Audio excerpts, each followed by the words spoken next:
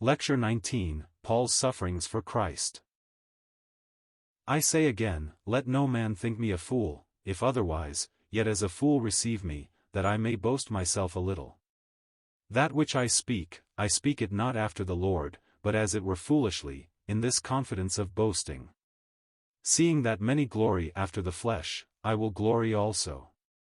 For ye suffer fools gladly, seeing ye yourselves are wise. For ye suffer, if a man bring you into bondage, if a man devour you, if a man take of you, if a man exalt himself, if a man smite you on the face. I speak as concerning reproach, as though we had been weak. Howbeit whereinsoever any is bold, I speak foolishly, I am bold also. Are they Hebrews? So am I. Are they Israelites? So am I. Are they the seed of Abraham? So am I. Are they ministers of Christ? I speak as a fool, I am more, in labors more abundant, in stripes above measure, in prisons more frequent, in deaths oft.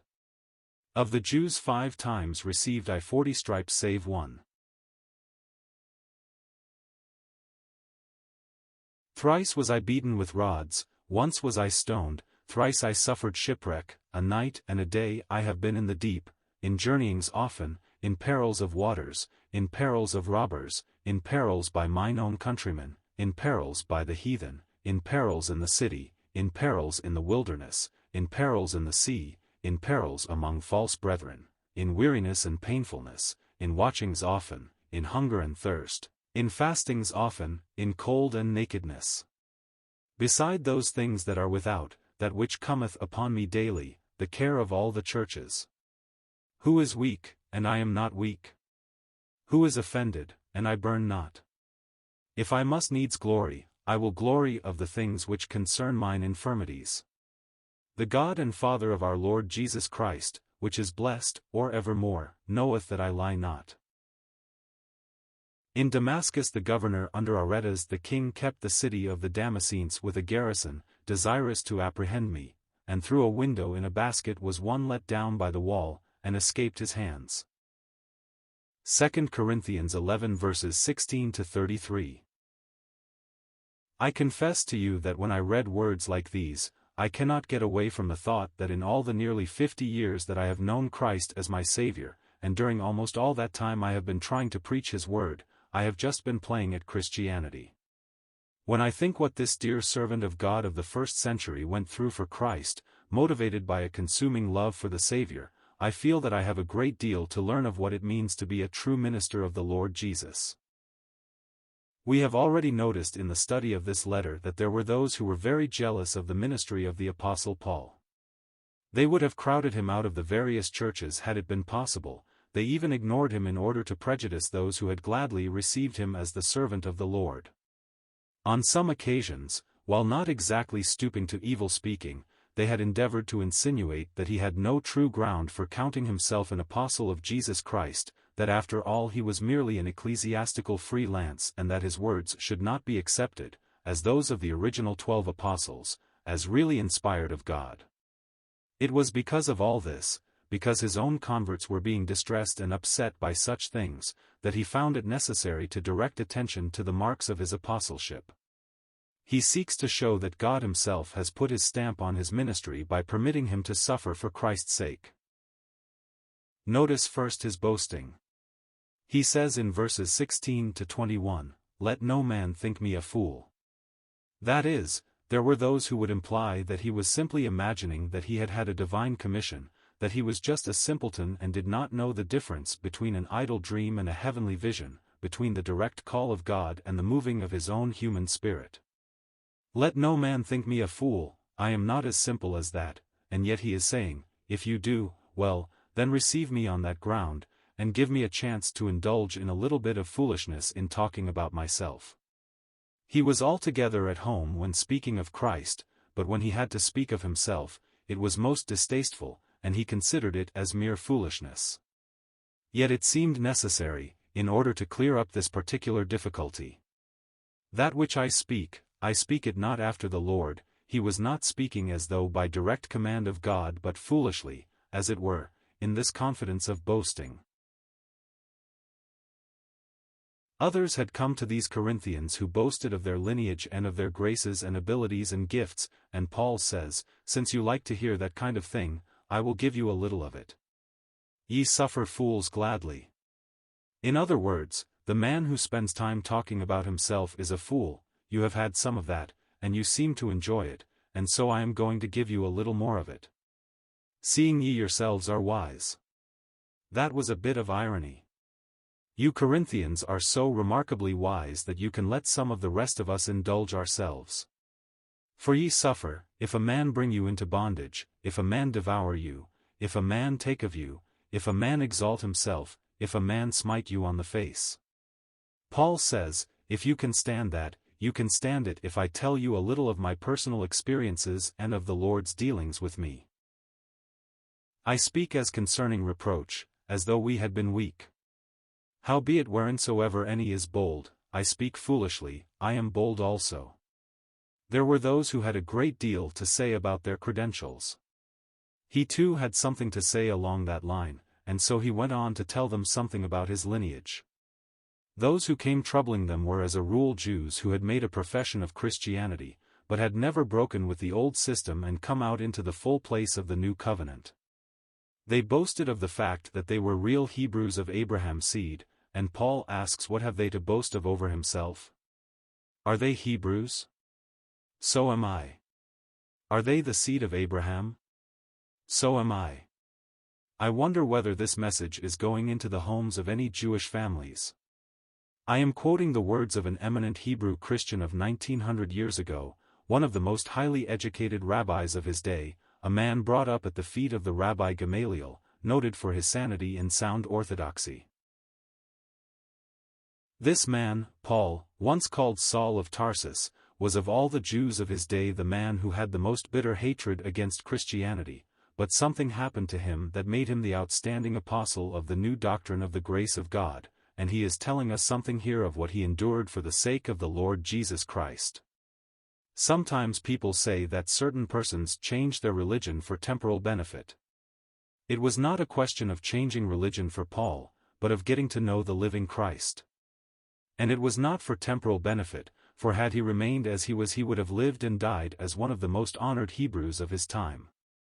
He knew when he confessed Christ Jesus as his Savior that he would be put out of the synagogue, that his own friends would disown him, look upon him as though dead, and yet he decided to endure it all for Christ's sake. He says, "What things were gain to me, those I counted loss for Christ." Phil 3:7. This man was genuine. Something had taken place in his inner life that made him step right out from Judaism and commit himself to the Lord Jesus Christ as his Savior. Are they ministers of Christ? I speak as a fool, I am more. Do others boast that they are ministers of Christ? I too am a minister of Christ, and my ministry has been a wider one than theirs. He is not saying, I am a greater minister, a greater teacher, a greater preacher. What he is saying is this, I have labored more abundantly than all the rest of them. He had gone from city to city, from country to country, and from continent to continent, giving the glad, glorious message of the grace of God. None of them had excelled him in this or had come near him in time spent and places visited and multitudes preached to. Then he tells how he has suffered for his ministry, in stripes above measure, in prisons more frequent, in deaths oft. When you turn to the book of Acts you read once of his being beaten with stripes, but he says, in stripes above measure. Just once you read of his being in prison, but he says, in prisons more frequent. We do not get the entire record in Acts. In deaths oft. He passed through experiences again and again that were harder to bear than dying for Christ would have been. Then notice the pathos of this, of the Jews 5 times received I 40 stripes save one. That was the discipline of the Jewish synagogue. He could have been free of that. When they summoned him for trial on these 5 occasions, it was by the elders of the synagogue who charged him with teaching things contrary to the law of Moses, and they condemned him to be beaten with 40 stripes save one. That was the Jewish way of disciplining those who were adjudged guilty of violation of the law. They were afraid that they might exceed the legal requirements, for God had said that they were not to be unmerciful, and so they gave 13 stripes on one side, 13 on the other, and 13 down the middle of the back. That was the way they beat one who had broken the law of Moses. If Paul had said, "You have no authority over me, I am a Christian, and you cannot judge me and pronounce sentence upon me, I will appeal to Rome," he could have been free from all this. He did this when Caesar's own officers would have violated the law, but when his own brethren, the Jews, pronounced judgment against him, he bowed his head and took it because of his love for them. He said, "I became a Jew, that I might gain the Jews," 1 Corinthians 9 verse 20. If you want to see how much Paul loved the Jews, you can do so there as you see him tied to that post, with his back bare. Notice his quivering flesh as the thongs come down upon him. And he could have been delivered from it all if he had simply said, "I am no longer a Jew, I am a Christian." But although he was a Christian, he could not forget that by birth he was a Jew, and he loved his people. We hear him say on another occasion, "Brethren, my heart's desire and prayer to God for Israel is, that they might be saved," Romans 10 verse 1. And so he even bore the synagogue's discipline in order that he might not be alienated from the people he loved and served and suffered for, that they might be saved. Then he goes on to tell of what he endured from the Gentiles. "Thrice was I beaten with rods." That was the Roman punishment. "Once was I stoned," that was at Lystra. "Thrice I suffered shipwreck." You read of his being shipwrecked once in the book of Acts, but there were 2 more such experiences. "A night and a day I have been in the deep." I suppose the vessel had gone to pieces, and he was floating about clinging to a spar. No one was near, but he was looking to God, and in some way deliverance came. All these things failed to quench that burning ardor that sent him through the world for a generation proclaiming salvation through the Lord Jesus Christ. Then there were other perils that he suffered. They were 8-fold as given in verse 26. In perils of robbers, that was a very real peril in those days when robbers beset every mountain path, and Paul traveled from city to city mostly on foot. In perils by mine own countrymen, in perils by the heathen. The Jews hated him, and the Gentile world failed to appreciate the fact that he was God's ambassador to them. In perils in the city, among the cultured and refined as well as among the uncouth and the ignorant. In perils in the wilderness, in perils in the sea, in perils among false brethren. This last is perhaps the saddest of all. Those professing the name of Christ and yet untrue to him, those taking the ground of being servants of God and yet showing themselves false brethren, who would have destroyed his good name if they could. And then he continues, in weariness and painfulness, in watchings often, in hunger and thirst, in fasting often, in cold and nakedness. Whatever have you and I known of suffering anywhere near like this? We have sung sometimes, but I wonder whether we really mean it. Jesus, I my cross have taken, all to leave and follow thee. Naked, poor, despised, forsaken. Thou, from hence, my all shall be. Perish every fond ambition. All I've sought, and hoped, and known. Yet how rich is my condition. God and heaven are still my own. Do we really mean it when we sing such a song as this? Are we prepared thus to suffer and endure for Christ's sake? This is first-century Christianity, this is what it cost to be true to God in those early days, and yet how faithful God's servants were that we might have this wondrous heritage of the truth today. But there was another thing that weighed upon him, and only one having the oversight in the Church of God could know the meaning of this, beside those things that are without, that which cometh upon me daily, the care of all the churches. Paul carried the people of God upon his heart. He could not go into a place and labor for a while and then be through with them. They were still on his heart, and if they got into trouble, into difficulty, into dissension, it burdened him, and he took it to God and wrote letters to them and tried to help and bless. And now he says, "Who is weak, and I am not weak? Who is offended, and I burn not? That is, if someone who should know better stumbles one of the weakest, it fills me with indignation. So truly was he a father in Christ to the people of God. And he adds, if I must needs glory, I will glory of the things which concern mine infirmities. If must boast, I will not boast in what I have done or what I am, but I will glory of the things which concern mine infirmities. Just a poor weak, earthen vessel, and yet God has taken him up and used him to give the message of his glory to a needy world. He could boast in this, that in spite of all his weakness God had seen fit to speak in and through him. His conclusion is very striking. You might have expected him to tell of some very remarkable experience he had had, in which God showed that, after all, it was his delight to put honor on the man who had stooped so low for the sake of Jesus, but he tells of something that most of us would have left out.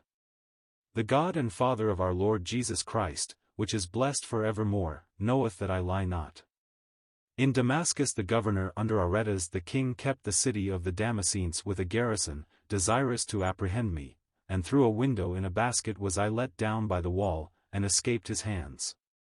What a picture! And then think of the dignity of some of us. Just imagine him curled up in a basket and dropped over a wall. That is the last view we have of Paul in this chapter.